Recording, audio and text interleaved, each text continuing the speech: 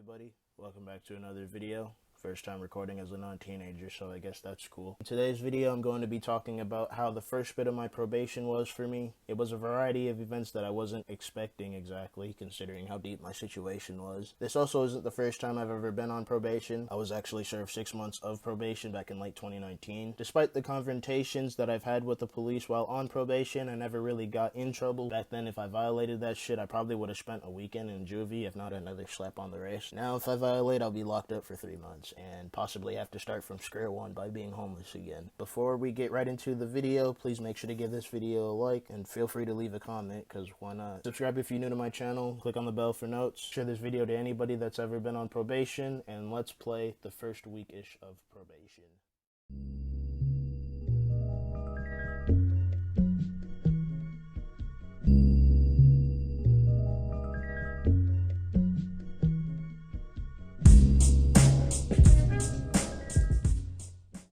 I got sentenced to a year of probation like late January. My last video, I actually talked about that court hearing along with the fact that I was stranded before I even showed up. The judge did tell me it was going to be supervised probation. I didn't live in the same county I got charged in anymore at the time, so I was told to wait for some mail from them about a week in advance to guide me through what I had to do. Literally, all they sent me was the paperwork for my charges and some telephone numbers to get me into piss test and anger management classes. I had to submit a piss test a week after I got sentenced, and the anger management classes weren't required. I was actually able to call one of the services I got through that mail to schedule a piss test in early February. Whether if I failed it or not, I'll wait towards the end of the video to digress. The day after I got sentenced in court came another work day with my roommate. I was basically doing steel and drywall work. I wasn't great at the job, but I also didn't want to go through the hustle of finding another job just to get paid less and have to walk in sub-zero temperatures. My roommate's girlfriend gave both of us a ride that one day. I would have had to ride with them back to their place after work to spend the night. I guess she didn't want to bring me all the way back home. My roommate and I got dropped off at work, and literally only 2 hours go by and I get kicked off the job site. One of my coworkers at work, who actually turned out beyond my knowledge that he was a higher up, had given me something petty to do, like scraping paint off of the concrete floor in some finished rooms. Somebody else had given me another task to do while I was walking around looking for the proper tools I needed to do that task, and the task that somebody else had given me seemed more dire and urgent than scraping paint off of the floor. But just with my luck, I walked back to the paint spotted area just to run into the same higher up giving me an attitude. It wasn't the first time that's happened either. I think a few days prior he had me looking for something and I didn't have a pair of glasses, you know, because of the whole stepdad situation. I can't really look for shit if I can't fucking see. But he had made a smart comment about it after he was quick to point it out to me, but this time he was really mad. He got up in my face and started questioning me about the work he gave me as if I didn't want to do it. He called me an idiot, said he's not happy about my work ethic, and I don't know. He was going to let me go about the rest of my work day until I apologized to him. I guess the way I finally responded to his long rant in a somewhat wimpy voice made him want to send me home just a couple hours into my shift, which he did. I could have just laid him flat on the ground with a good punch to the face, but you know, a motherfucker on probation. My roommate was nowhere to be found, and I pretty much had to come off of like 20 bucks for a Lyft ride home. Lyft is another rideshare platform like Uber. The Lyft driver actually gave me a couple bananas to keep. I thought I'd eat them, but they ended up sitting in the kitchen table for a couple months to completely rot out black. After the driver dropped me off, I would spend over the next couple of weeks at the apartment by myself.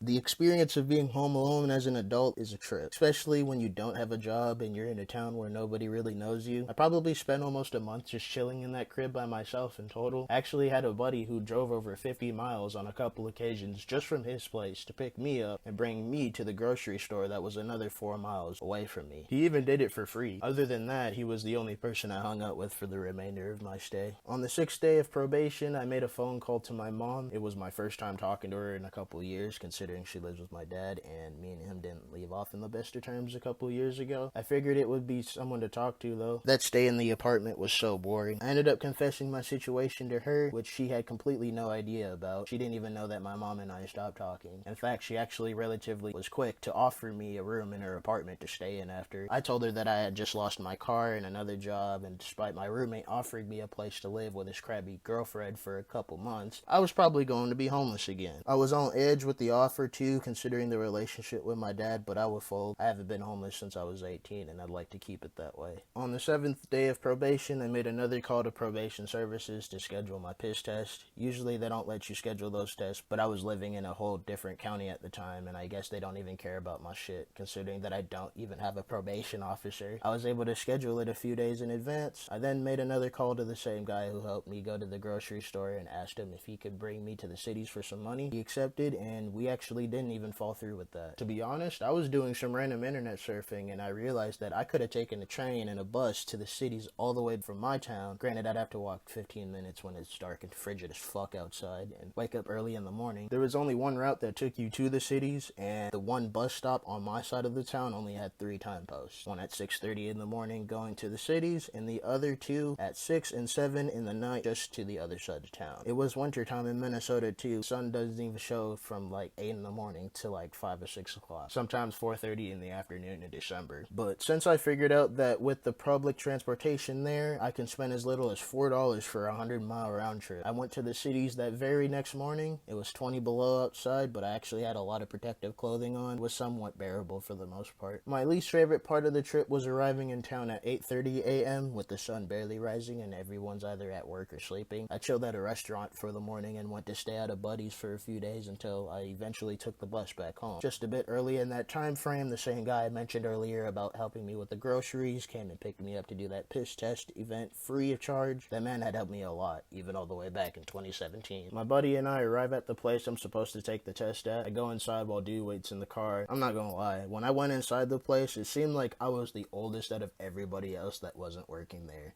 and I was only 19. There was literally a line of basically kids that were on probation. Some of them had paperwork in their hands. Some of them were wearing that typical sweatshirt, sweater school outfit. Like, you can't tell me that with this, along with the fact that I only got convicted of a disorderly conduct, that the courthouse really gives a fuck about my supervision. Anyway, I went to the room to take a piss in a bottle. The bathroom didn't have a door either. A grown man had to watch me while I was facing my back towards him and taking a piss in a bottle. To be honest, I literally smoked minutes before the test. It's almost June and they haven't sent me anything since. At this point, all I gotta do is not get charged again for the next 8 months. One more thing I want to talk about before I proceed with the outro and end this video. I want to talk about my ride back home from the cities. Obviously, I took the bus and the train. There's a station halfway I had to get off at to transition cargoes. The bus, I went from halfway to the town with my old apartment, and the train went to the cities. When I hopped on the bus back home, there was this man in a white business suit. He fairly rushed to the stairs to speak with the driver shortly after. I had already seated. He was lost and needed a ride back to the cities, but he got on the very last ride available in the day, which was going to bring him in the opposite direction. He was already 45 minutes away from where he needed to be. My bus stop was probably going to make that like an hour 15. But he rode the bus anyway. We were already in the middle of nowhere when he got on the bus. The city I lived in was more populated anyways. I did think about letting him spend a night at my place just to let him use a phone, eat something, and fucking let him figure out something. But of course, I thought twice. I'm so skeptical when it comes to people nowadays, especially strangers. Honestly, I never related to being lost through public transportation, but I do relate to being stuck outside at night in a place you're not familiar with. I probably would have helped him too if I still had people like that in my life. I would get off the bus before him, as the major part of the city was the next stop, which he probably got off. I just went home and called it a day. Never saw a dude again. That should conclude everything in this video. Once again, I really appreciate y'all for watching up to here. If y'all like this video, please leave a like, subscribe if you're new to my content, and don't forget to click on the notification bell to be notified whenever